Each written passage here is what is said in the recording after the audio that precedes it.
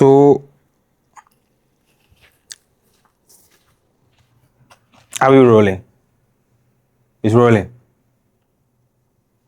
Okay.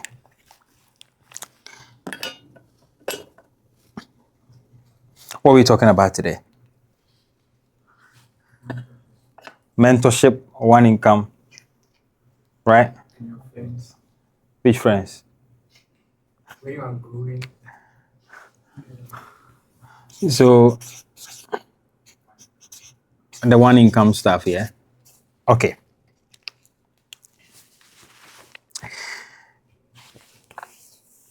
If I keep it simple, maybe you understand it better. And I'm gonna draw like a lifespan, maybe like the life journey of, like an average person. And this should give you a clear idea of what you should do. Now for here, we're speaking about someone who really wants to make money by diversifying. So I'm just saying one income is a terrible concept. That's why I don't like regular job, 9-to-5ers. It's a big problem because it only gives you one income. You can maintain a job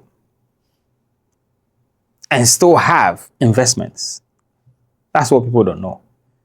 So say your job pays you 200K a year and you have a residual income of 100K after expense. If you're married and your wife takes 100K, you do 100K, you have enough money left to do some other things. So the rest of the money, you can actually invest in startups.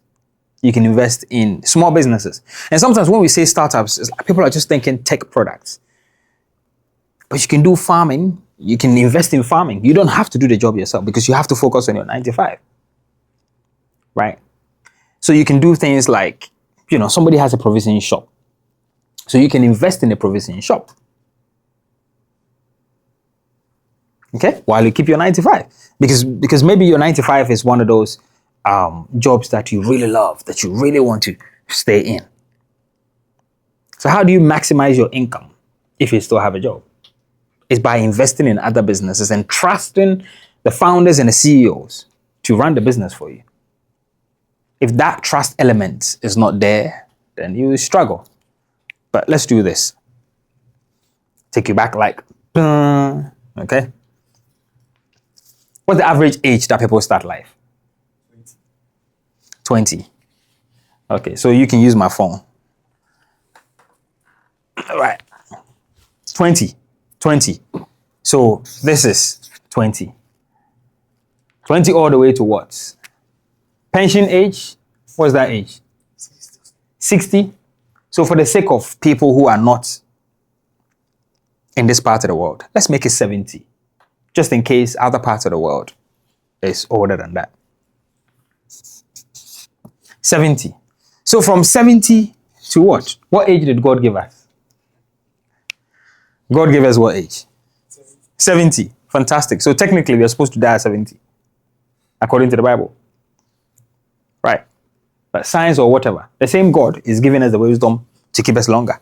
So let's say, for the sake of the people that live longer, we're going to make it 100. Right? Now, up until here is 0. So this is the time you were born. And here you are dependent on your family. Right? From here to here, you're dependent on your family.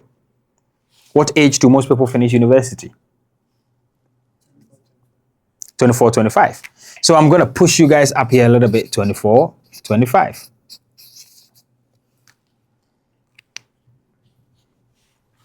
Now, from 0 to 24, 25 or 20, most people just live with their parents. Their parents will take care of them. In fact, in most parts of Africa, there are people who can live with their parents until the age of 35 or 40 because culture has allowed that. But I'm speaking to someone who wants to build a business, who wants to increase their income, whether they have a 9-to-5 or not. So stick with me. Stay right here. You don't really have to subscribe to this channel. You don't have to. But it would be nice to, because there's so much value here. So guys, watch this. When you are so dependent on your parents, do you learn anything? In most cases, if they are supplying every finance that you need, the only things you keep learning are experiences from school, your books, the knowledge that you're acquiring from school. Most people don't think about money here because they just live on, it's almost like autopilot. They think about it and their parents provide, if they have. How many people at this age used to think that their parents were millionaires? Most people are at young age, let's say below the age of 8, you think your parents have so much money. Because everything you wanted, what do parents do? They provide. I sit in the car with my kids and it's amazing what they think of me. Oh, but daddy, you have money. But daddy, and I'm like, no, I don't have money. I work for money. I'm able to provide because I decided to bring you onto this planet, beautiful planet. I did. So I have to take care of you. So what you are seeing now is going to dry out when you are 16, 17, 18. I'm going to make a different decision to not give you as much money and as much toys as I'm giving you now. So most people don't learn anything here. So what we know about money is really all from here onwards. This is the point where we really start to think about money. So you have spent 25 years of your life, or let's say 20 years of your life, just feeding off your parents' cash.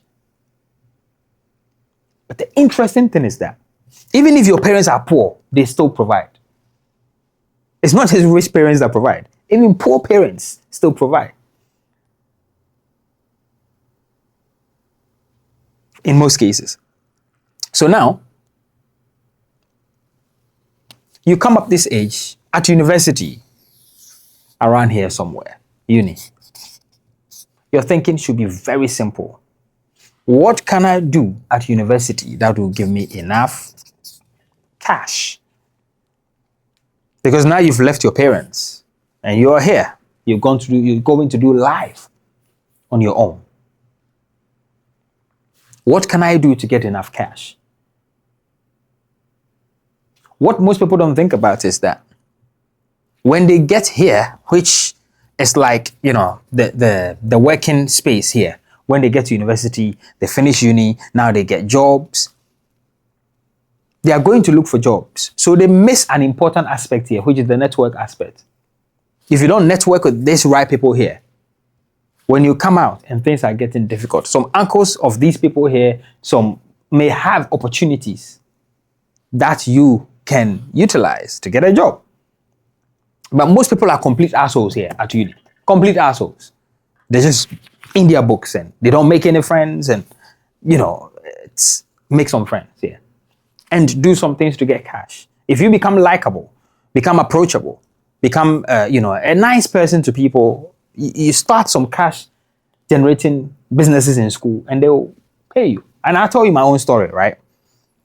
So when I was at university, I had already done YouTube for years before university. I had like a lot of blog sites, not just one, a few blog sites that I was running. And that's how I used to make money at uni. That's number one, cash from some things you can do. The next aspect is when you come out and you start work. Let's say you were a 9-to-5er. Great. We're trying to stop the one income strategy and focus on having multiple streams of income. Usually when we talk about multiple streams of income, people think you are doing it all. You don't have to do it all in this case. You don't. Take money from your 9-to-5, invest it in other businesses, like I said. How do you then identify the business that you want to invest in? Must it always be businesses that you're interested in? Doesn't have to be. Look, income is money. If the business makes money, it makes sense and it sounds too good to be, it doesn't sound too good to be true, it's a potential good business for you to invest in. Doesn't always have to be something you believe in. Doesn't always. If you believe in it, great. If you like it, great. If it's part of your interest and part of the things you want to do, fantastic. But do you just want to keep a 9-to-5 and still be able to have enough income? That's how you go from hand to mouth, to increase in it. So there must be a strategy. And I'm going to try and explain it to you guys. How are we going to do that? Okay.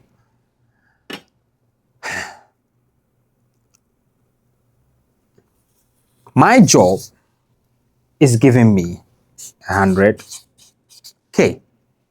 I always advise that, especially as young people, when you are in school, this is the time to identify the woman or the man that can help you. And you help each other to build wealth. Because one income is always a struggle. So if by the time you finish university, you may not even have had a job and your other half would have a job, they can start supporting you. I did it completely different.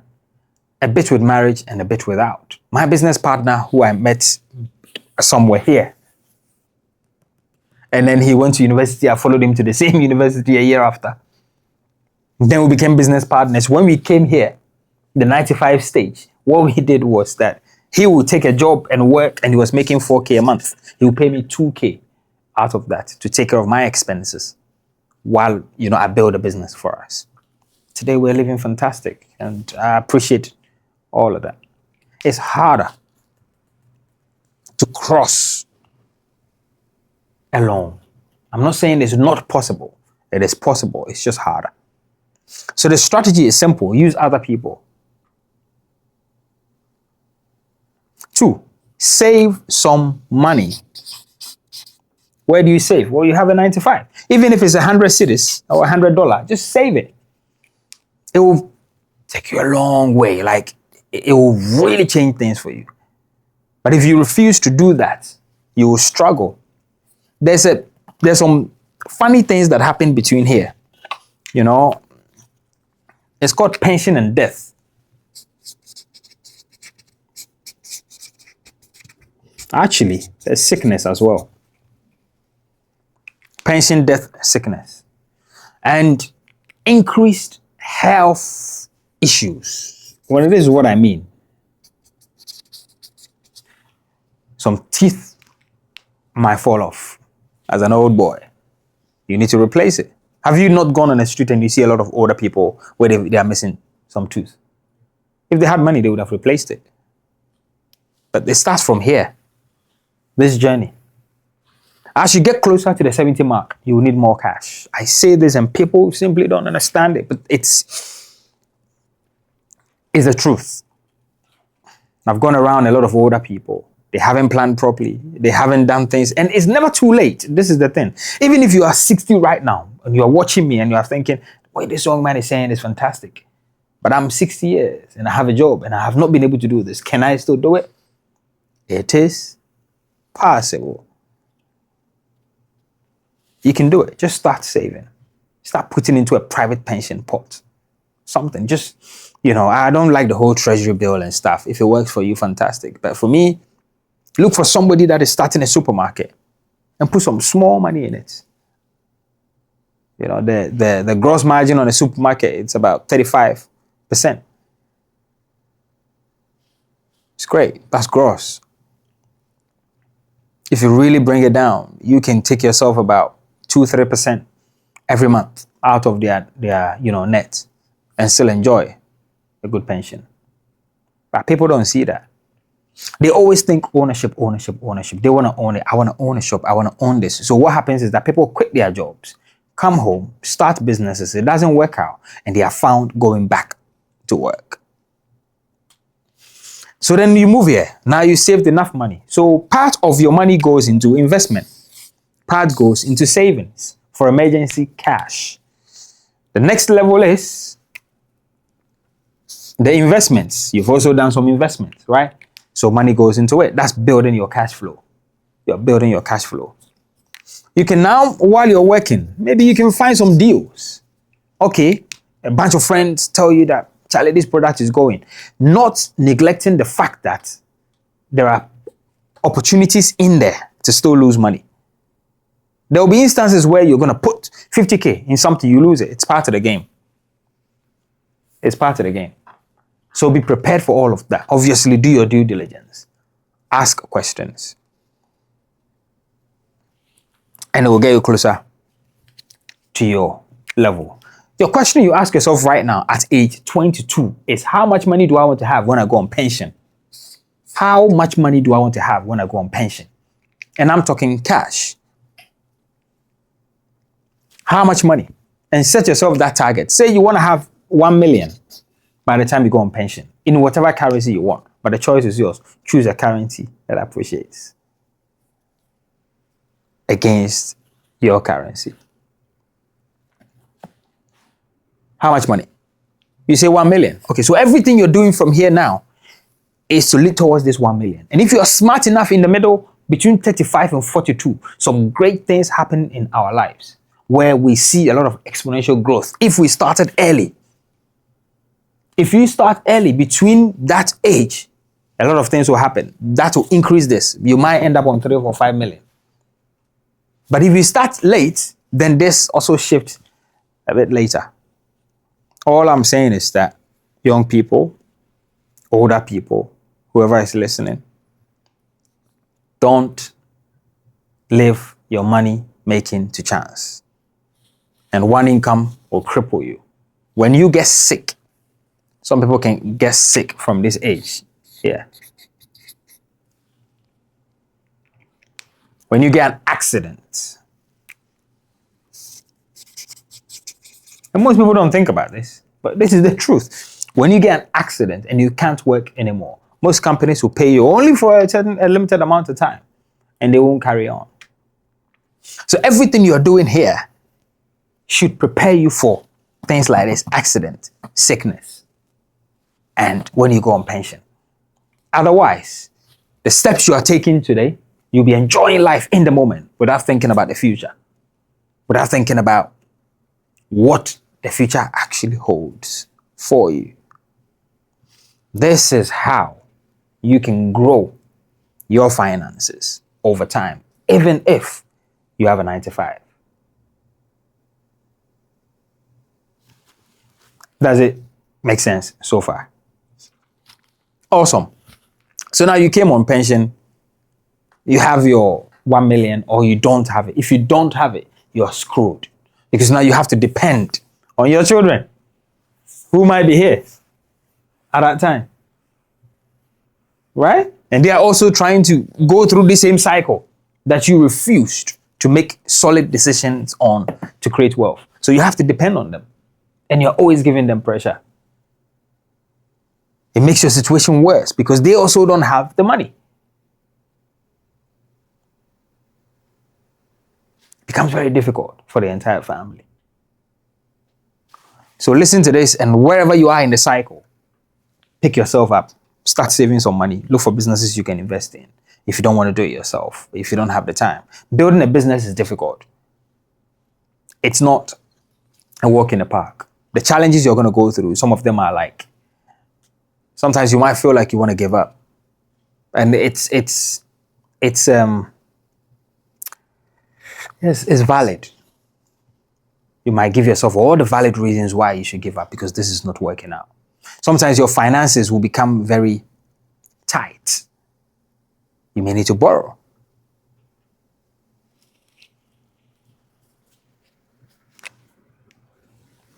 Houses. At some point here, between this point and this point, which is probably around the 35 marks, most people would also invest in houses. For me, buildings are great, but it takes 15 years, 10 to 15 years in a developing country for a building's design to go out of fashion. Developing country, because we are constantly developing. We're going through a lot of phases and a lot of designs and it goes out of fashion. So what I find is that it's great to do that, to give you a bit of income. But if you're trying to live it for these people when they come back to start the cycle again, it never actually almost always work out. It never does. So the plan should be very simple. Do your 9 to 5 if that's what you want. Try to save some money from your one income to invest in other businesses, buy some stocks if you may, and have a target of financial target in mind and work towards it. And that's you're working very slowly, be calculative. Let's say every 5 years, from this point, every 5 years, you're going to make a financial decision. Every 5 years, you're going to make a financial decision. So if you do 5 years, every 5 years, you're better off because then you save for 5 years, use it for something. 5 years, use it for something. 5 years, you get closer to this target. When you go on pension, you're not going to be sad. And then obviously death comes. This is the point where you've seen like a lot of people die and their families would have to be looking for money to send them off. I have a life insurance in pounds, very huge, well over $1 million. And the reason I did that is because at the time when I was doing that, I put all my assets together and I say, if I still had this at the time, did this about 4 or 5 years ago, and I pay every month for it. If I still had assets and I wasn't here anymore, can my kids hold on to this asset? If they can't, well, life insurance will pay it off, give them some money to do this. Life is not chance. You are not here by chance. Your parents thought about you in most cases and had you. So don't live the rest of life to chance. I hope you've benefited from this, and I hope you guys have benefited as well. I'm going to leave this here and I'll carry on another time and do another episode. But like I said, if you haven't subscribed, it's okay. But if you found value in what I'm doing, please subscribe.